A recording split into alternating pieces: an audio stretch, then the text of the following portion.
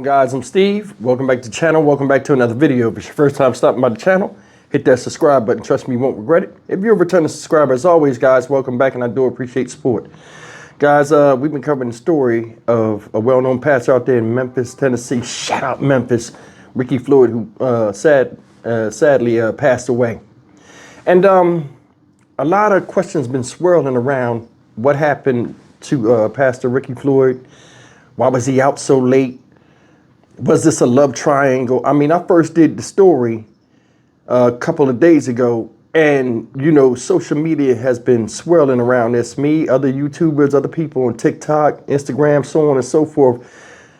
You know, and they're putting a lot of rumors out there and stuff. First things first, I don't know the man. I met him one time in the Kroger's, and it was like just for a second I was introduced to him. He seemed like a nice guy to me.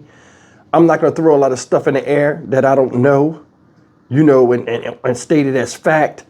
But I will say this. I think the media goofed on this story when they first did it because they said it was a crime of passion. Come to find out, she doesn't even know this man. Now, what would lead up to him throwing her phone out her hand and them getting into an argument? It's a lot of things I'm going to try to unravel in this video I'm doing for you from news articles I've seen that's been put out in the public. And we'll take it from there. Take a look at the videos. And I got the mother of this young lady that took Pastor Ricky Floyd's life. And we'll come back and talk about this. Just take a look at all this and you guys decide. At 5, the mother of Samantha Marion, the woman charged in connection to the shooting death of Pastor Ricky Floyd, is breaking her silence tonight on behalf of her daughter. She didn't want us to show her face, but she does want everyone to know that her heart goes out to the pastor's family, and her heart also breaks for her family to see her daughter behind bars. Things are calm in this Whitehaven neighborhood where Samantha Marion lives, a far cry from the chaos the night before, miles away here in South Memphis, where the 42-year-old was taken into custody and later charged in connection to the death of Pastor Ricky Floyd. Since being arrested, no one, except for family, has heard from Samantha, so we went to the family home.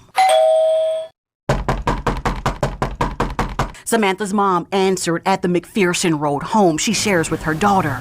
Although a bit hesitant, she eventually opened the front door before opening up about the one moment that forever changed the lives of many. I'm sorry that there has been a death. I'm sorry for the family. While also voicing concerns for her child. This is not my daughter's character.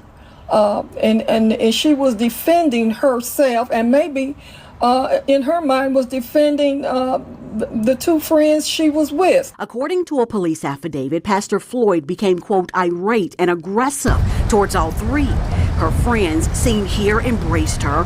As one told detectives, she tried getting between Floyd and Samantha when it's alleged the pastor began walking towards the woman who would later allegedly fire that single fatal round. Anybody in any situation, when you become afraid, you become afraid. And you know, and fear, you know, will drive you to that. And she had to be awfully scared. Samantha's mom, who was visibly upset, then lowered her head while putting her hand over her heart before delivering a message to her daughter, who she tells us is currently on suicide watch in jail. She needs to continue to have faith in God and know that we love her and we're praying for her. It's faith those who knew Pastor Floyd are also leaning on. We just gotta stay in prayer for each other and watch, as scripture says, as well as pray. Samantha's mother telling us, of course, she understands the pastor's family is grieving. She's grieving as well, she went on to tell us.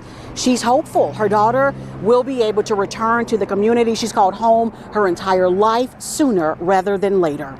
Reporting for your news leader, Jarita Patterson, WREG, News Channel 3. She doesn't get in, she doesn't drive off. She retrieves her gun and conceals it behind her back. This isn't exactly what the public is scared of. A Memphis woman accused of killing Pastor Ricky Floyd denied a reduced bond during her bail hearing this morning. Memphis police say 42-year-old Samantha Marion shot Floyd after an argument at a bar. She's currently being held on a $100,000 bond. Her attorneys claim this was a case of self-defense, but WREG's Kwamitra Wilburn explains why prosecutors disagree. That there are also serious public safety concerns. And I find that the $100,000 bond is reasonable in this situation. During her bail hearing Friday morning, Judge John Marshall decided to keep Samantha Marion's bond at $100,000. Marion is facing a voluntary manslaughter charge after allegedly shooting and killing Pastor Ricky Floyd. According to the affidavit, the two had gotten into an argument inside a South Memphis bar that spilled outside.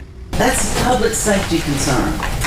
That is exactly what we're trying to have people not do. Marion's attorney confirms she had never met Floyd before this incident. Judge Marshall says the court finds that unless it is self-defense, anytime a gun is pulled and shot, it is an act of violence that puts the community at risk.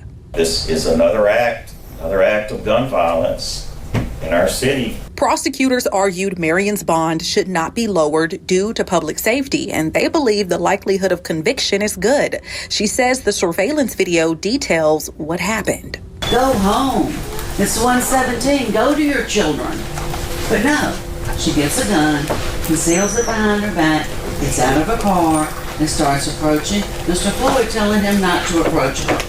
What the state failed to mention was that she was followed into the parking lot, that her phone was taken from her hand and thrown from her. She was verbally assaulted inside and outside of the bar. Marion's attorneys, John Keith Perry and Kevin Macy, say Marion is a mother of 4 who has never had any run-ins with the law. Perry says they believe this is a classic case of self-defense. This was a person she had never met before. The information about her following him with some video is totally inaccurate. Reporting for your news leader, Kwamitra Wilburn, WREG News, Channel 3. You heard it, and if you was paying attention to a lot of them small details they was mentioning, it paints a bigger picture of what they say happened. Now, if this is the 2 questions I have. In other videos where I say maybe the media had it wrong, in other videos that I've seen, news media videos, they said the place was closed when all of this stuff happened. Now in the court documents, they're saying it happened in the bar and spilled outside the bar. My thing is this. It's 1-something in the morning when they say this happened, right? Where was this man's wife? I mean, you're married, you can go and do whatever you want. But so what, he was by himself in the bar or whatever? I'm trying to figure this out. And I'm going by what they're saying.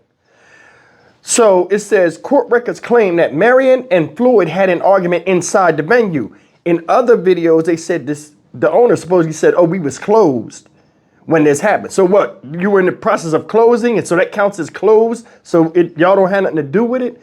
I'm trying to figure it out. It says, the argument had started inside the venue. The argument continued outside of the bar and restaurant and saw Floyd throw Marion's phone and a beer can before driving away. According to Marion's arrest affidavit, right? The Memphis Police Department said Marion then stood in front of Floyd's car, leading Floyd to get out of his vehicle and continue the altercation. So, okay, they were at another bar or something? And then went to this place called Mama's that was already closed down, went into the parking lot because they said somebody followed somebody in the parking lot. So I guess that's what they meant by that. I'm trying to figure this out because I don't know these places. I've been to Memphis several times and I'm trying to figure this out. So it says, the Memphis Police Department said Marion then stood in front of the car, Floyd's car, leading Floyd to get out of his vehicle. So she got in the car and wouldn't move to make him stay there. During the altercation, eventually, according to police, Marion began walking towards Floyd as he backed away. Soon after, Floyd fell to the ground and remained there. He died at the scene. It's so much a lot of times that they're saying that we trying to figure this thing out. So they drove from that one spot and then went to another spot because when they said one part, somebody followed somebody into the parking lot. So they must have left the original bar they was at. It's crazy, but either way, it says voluntary manslaughter. The charge Marion faces carries a prison sentence between 8 to 12 years, right? Voluntary manslaughter. Says she had the gun behind her back and he didn't see it and he walked up on her and supposedly she shot him once. Now watch this. In the news article, it said it was her and two dudes, right? Now they're saying, when they were showing a friend saying, oh, she was consoled by her friends, it was women that was consoling her. So what was it, 3 women? There's so much going on with this, man. You seen the mother talk, oh, that's not really in her character. I'm gonna be honest with you. You don't know how people act in the street, especially when you mix alcohol. And I don't know who had the beer can, because evidently he threw the beer can. I don't know who had what. But this is not a good look. It's not. And nobody wins in gun violence. For somebody to be so upset that they're following somebody in the parking lot, don't know who followed who.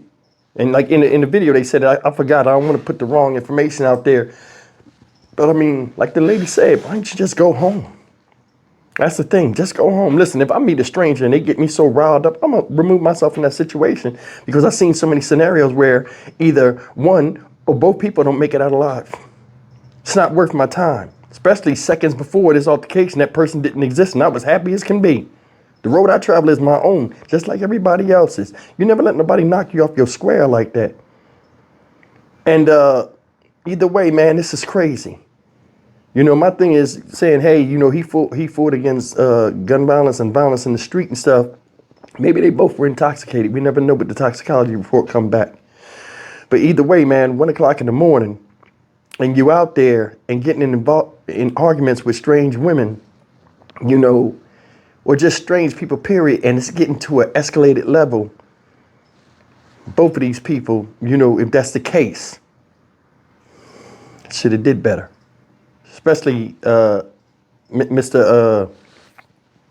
Floyd getting caught up in that. But then again, sometimes people push you to the point where it upsets you. But like I said, man, social media was saying a lot of crazy stuff, and I know this man has a wife.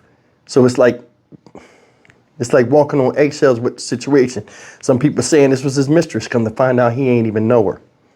So, and that came out her mouth. So I don't know what to call with it, but I mean, the man is dead. She's locked up. Nobody won. Nobody won. Stock Market Steve for the Dynamic Reason channel. As always, like, comment, share, and subscribe. Maybe it's something I missed in the comment section. Hit me up with what you think really happened. I just think, honestly, in my opinion, they got into some type of disagreement and it spilled over and it just took off. And then, you know, the rumors started swirling, and I think somebody refused to back down and it got to where it became deadly. See you in the next video. Take care.